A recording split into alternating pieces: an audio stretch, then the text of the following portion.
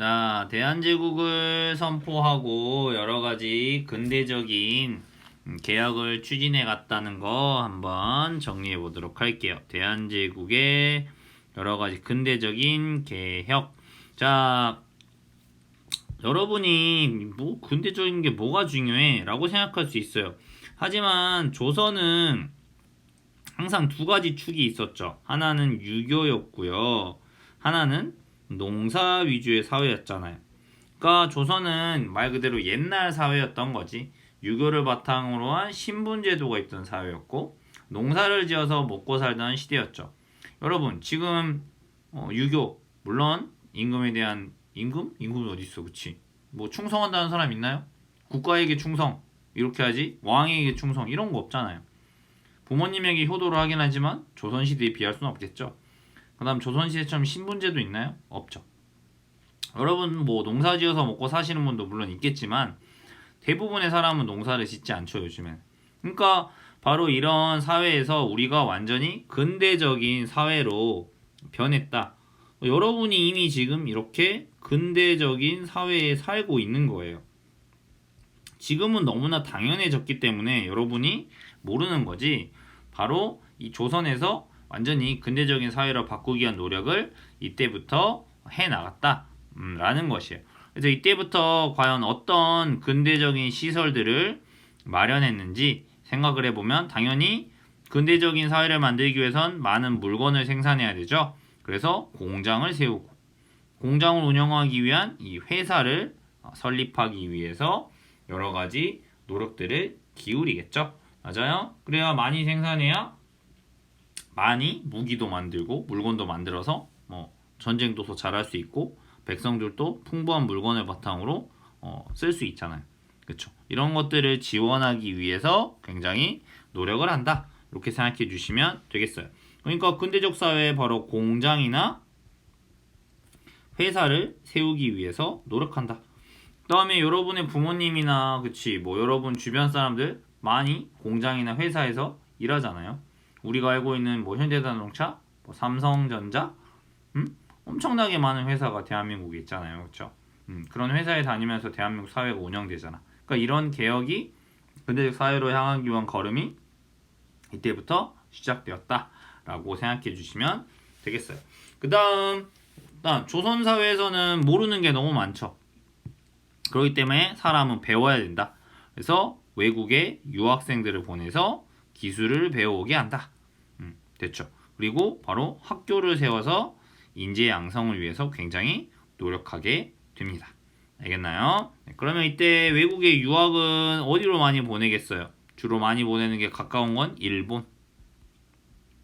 그 다음에 뭐 청나라에 보내기도 하고요. 그 다음에 또 많이 보내는 게 어디? 미국. 그 다음 프랑스까지. 이런 나라들의 유학을 보낸다. 그래서 새로운 것을 배워올 수 있게 한 것들이 되겠어요. 그러면 선생님이 근대 문물에 대해서 조금 더 소개를 드리면 여러분 아프면 병원 가죠. 근데 조선은 이런 현대적인 병원이 많이 없었다는 거죠. 그래서 최초의 근대식 병원이라는 것은 바로 광해원이라고 하는 곳입니다.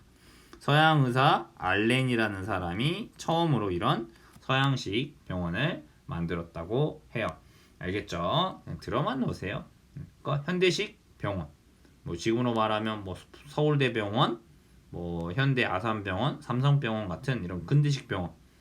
여러분이 감기 걸리면 가는 근대식 병원이 바로 이때부터 시작이 된다.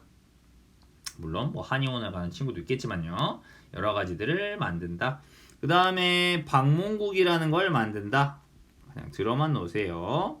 방문국을 만들어서 여기서는 뭘 한다? 신문 같은 걸 인쇄하는 곳. 소식을 알리고 해야 되니까. 지금도 인쇄. 조선시대는 하나하나 사람이 판에다가 찍어내는 거였다면 지금은 복사기처럼 생각하시면 돼요. 빡빡빡빡. 맞아요? 이런 거 역시 근대적인 것이 이때부터 시작된다. 방문국. 그 다음에 신식 무기를 만들어야 된다. 그래서 무기를 만드는 건 기기창이라는 걸 만든다. 그래서 여기서 현대식 무기들을 만들어낸다. 우리나라 국군이 엄청 강한 거 알아요? 세계 10위 안에 들어가는 우리나라는 국방력이 강한 나라예요. 우리나라도 마찬가지로 수많은 무기들을 만드는 기술을 지금 가지고 있죠. 역시 그렇기 위한 노력이 이때부터 시작된다 라고 볼 수도 있어요. 그 다음에 전환국이라고 하는 것이 있어요. 이거는 여러분 뭐 만드는 곳인 것 같아요? 전화기? 비슷하지만 뭐냐면요, 화폐를 만드는 곳이었어요. 돈, 알겠죠? 1,000원짜리, 5,000원짜리. 물론 이때는 1,000원, 5,000원짜리 아닙니다. 뭐 1전, 10전, 뭐 1원, 5원 이런 거면 엄청 큰 돈이었던 시절이에요. 그래서 전환국이라는 화폐를 만드는 곳이었다. 그 다음에 갑신정변이 일어났던 곳, 우정국. 지금으로 따지면 이게 뭐예요? 우체국이에요. 이런 것들을 만들어서 사람들 간에 소식을 전하든지 이렇게 하는 것들이 생겨났다. 이런 근대적 사회를 만들기 위한 아주 여러 가지 노력들을 했다. 외우지 마시고요. 여러분 뭐 교과서에 없는 거잖아요. 그러니까 들어만 놓으시면 될 것 같아요. 알겠죠? 그 다음 또 중요한 것이 이런 근대적인 시설들을 만들었다면, 병원과 시설을 만들었다면, 이제는 또 중요한 게 근대사회로 가기 위한 가장 중요한 것 중에 하나가 바로 교통. 물건을 나눌 수 있어야 될 거 아니에요. 그 다음 서로 빠르게 뭘 해야 돼? 소식을 주고받는 통신이 중요하겠죠. 맞아요. 그래서 이때부터 바로 뭐가 들어오냐? 바로 전신. 전화를 주고받으려면 전파를 주고받는, 신호를 주고받는 전신. 그 다음에 전화도 이때 들어오기 시작해요. 전화. 그 다음에 밤에 가로등이 어둡잖아요. 이때부터 전등 같은 것도 설치되기 시작합니다. 알겠죠? 바로 1887년부터 설치가 되고 있었어요. 알겠죠? 그리고 이제 사람들을 나르기 위해서 바로 전차가 등장하기 시작해요. 전차는 여러분 지하철하고는 좀 다릅니다. 네, 지하철은 땅을 파서 다니는 건데 이 당시에는 이제 땅을 파는 기술은 없었고 말 그대로 자동차처럼 길 위에다 레일을 깔아서 다니게 되는 그런 전차를 의미하는 것이에요. 그 다음에 이때부터 이제 중요한 건 바로 철도를 만들기 시작합니다. 알겠죠? 철도를 맨 처음에 만든 건 바로 경인선. 경인선은 말 그대로 서울에서 인천을 연결하는 철도. 왜 서울에서 인천을 연결할까? 그치, 서울과 인천은 우리나라에서 제일 큰 항구잖아요. 그러니까 여기까지 철도를 놓고 물건을 나르는 것이죠. 알겠나요? 그 다음에 또 경부선.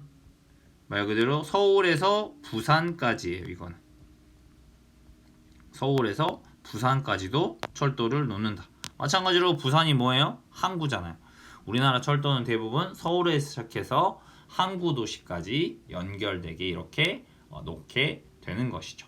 알겠나요? 이런 여러 가지 노력들을 기울이면서 근대적 국가로 가기 위한 여러 가지 노력들을 벌이고 있었다. 이렇게 보시면 될 것 같아요. 자, 그 다음 학교를 세웠다고 했잖아요. 자, 학교도 조금만 볼게요. 몇 개 유명한 학교들만 볼게요. 네, 그러면 학교를 국가에서 세운 최초의 그런 학교 바로 유경공원입니다. 선생님 이름이 왜 공원이에요? 이거 공원 아니야. 학교야, 학교. 알겠죠? 여기에서 이제 미국인 교사들을 초빙해서 여러분이 매주 배우고 있는 바로 영어를 가르칩니다. 알겠죠? 왜? 영어 할 줄 알아야지 다른 나라 사람들하고도 대화를 할 수 있으니까. 알겠나요? 바로 이런 학교들을 만들어 갔다. 그 다음에 또 국민들이 힘을 모아서 세운 최초의 근대식 학교, 서당이 아닌 최초의 근대식 학교, 사립학교인 원산학사, 이런 것들을 만든다. 이거는 뭐야? 사람들이, 백성들이 뭔가 힘을 모아서 만든 사립학교. 근데 최초의 근대적인 학교다. 이렇게 이해해 주시면 되겠죠. 그 다음 또 이제 선교사들이 이 나라는 보니까 자꾸 남자들만 교육을 시킨다. 그래서 여학생들을 위한 학교를 만들어야 한다. 그래서 이런 이화학당과 같은 학교. 그래서 여기는 여학생들을 근대식 학교로 교육하는 것이죠. 그러니까 이런 근대식 학교들이 시작되고 있었다라고 이해해 주시면 될 것 같아요. 그 이후에도 이제 수많은 근대 학교들이 생겨납니다. 그거는 뭐 나중에 더 설명을 드릴게요. 그래서 여기 보면은 개항 이후 서양에서 온 선교사들이 여러 교육기관을 세웠다. 주로 근대 학교의 시작은 서양에서 온 선교사들이 교육기관을 세우면서 발전하기 시작합니다. 그래서 여기 선교사 스크랜턴 부인이 세웠다는 바로 이화학당. 그래서 이게 지금 어떻게 남아있냐면 여러분 혹시 이화여자대학교라고 들어봤어요? 이화여대? 이게 이제 나중에 이화여대, 지금의 대학교 이화여대로 발전하는 것입니다. 알겠죠? 그러니까 그때 세웠던 학교들이 지금까지도 역사가 남아있는 학교들이 꽤 많다. 그 다음, 하지만 대한제국의 개혁의 한계점이 여기 나와 있죠. 대한제국은 황제의 권리를 지나치게 강화했고 국민의 권리는 제대로 보장하지 못했던 한계를 가지고 있었다. 그러니까 여전히 고종, 왕이 중심이 되는 국가였다는 거죠.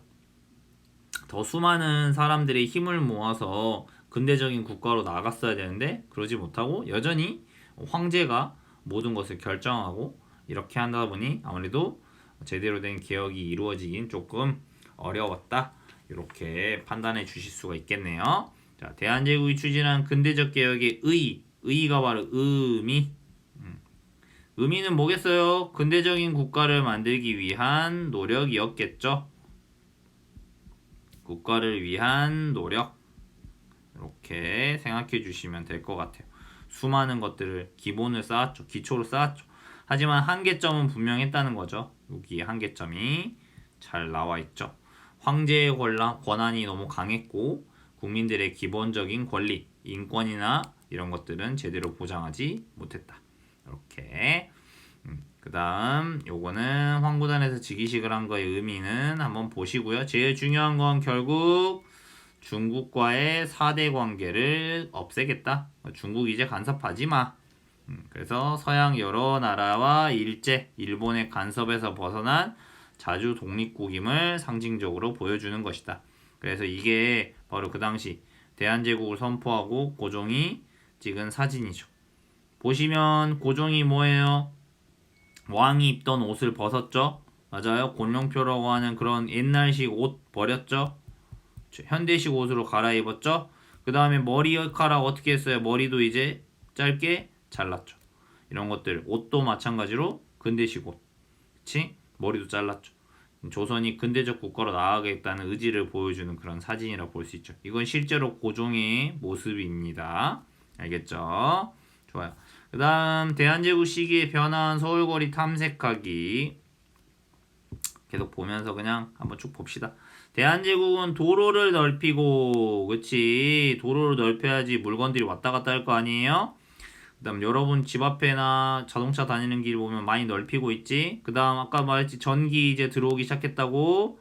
전등과 전차 이런 것들 근대사회로 나가기 위한 근대화 사업에 힘썼다. 그래서 서울거리는 이전과 다른 모습으로 변해갔다라고 돼 있죠.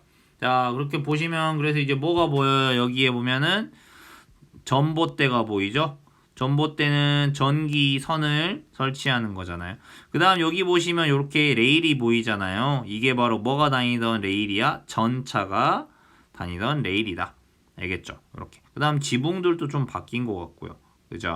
이렇게. 그 다음 여기 보면 이렇게 근대식 건물도 보이잖아요. 맞아요? 뭔지 모르겠네. 명동성당인가? 그런 것 같은데. 내부에서는 경무청에 조선 말기에 경찰 업무를 담당하는 곳이라네요. 그러니까 이런 경찰이란 제도도 생기는 거지. 사람의 위생을 위해서는 집 가기를 깨끗이 하는 것이 중요하다. 여름에는 더 깨끗해야 한다. 오물과 더러운 물건들의 냄새를 없애는 것이 가장 중요하다. 각 서장과 각 교본소 순검들에게 별도로 지시해 교본소, 지금 파출소, 순검은 지금의 경찰들을 의미하겠죠. 실제로 효과가 있게 하되 만일 옛 관습을 고치지 않는 사람이 있으면 엄하게 다스리겠으니 곧 보고하라고 지시했다. 첫째, 집들과 문 앞을 깨끗하게 한다. 아침 저녁에 쓰고 버리는 물을 치간에 뿌려 오물이 쌓이거나 하수구가 막히지 않게 한다. 그 말은 굉장히 오물이 많았나봐요. 그쵸? 둘째, 길거리에 버린 더러운 물건은 그 땅에 가까운 집으로 옮겨버리게 한다. 그러니까 쓰레기 함부로 버리지 말래. 셋째, 각 골목의 작은 개천들을 좌우에 있는 집주인을 시켜 파내게 한다. 그렇죠? 물이 잘 흐르게 하게 해야 되니까 썩지 않으려면. 넷째, 썩고 상한 생선, 고기 덜 익은 열매를 팔지 못하게 한다. 그치? 이런 것들은 먹고 사람들이 죽을 수 있으니까 식중독에 걸려서. 그치? 다섯째, 길가에 대변을 못 누게 해라. 이 말은 길에서 똥 누는 사람들도 많았다는 이야기잖아. 이런 것들 지금 하면 다 법에 금지돼 있잖아요. 그쵸? 그래서 근대 문물을 받아들인 후 사람들의 생활 모습도 역시 뭔가 굉장히 위생적으로 변했을 거고, 결과론적으로는 이런 것이 모든 사람들의 좀 더 편리함, 이런 것들을 더 높여주지 않았을까?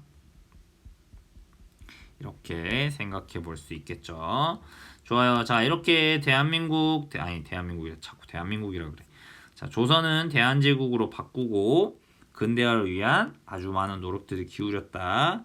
이해해 주시면 될 것 같아요. 하지만 포기하지 않은 일본, 치밀한 계획을 세워서 계속 조선을 침략해오고 있었습니다. 다음 시간에는 일본의 조선의 침략이 더 구체화되는 과정들에 대해서 공부해 보도록 하겠습니다. 이상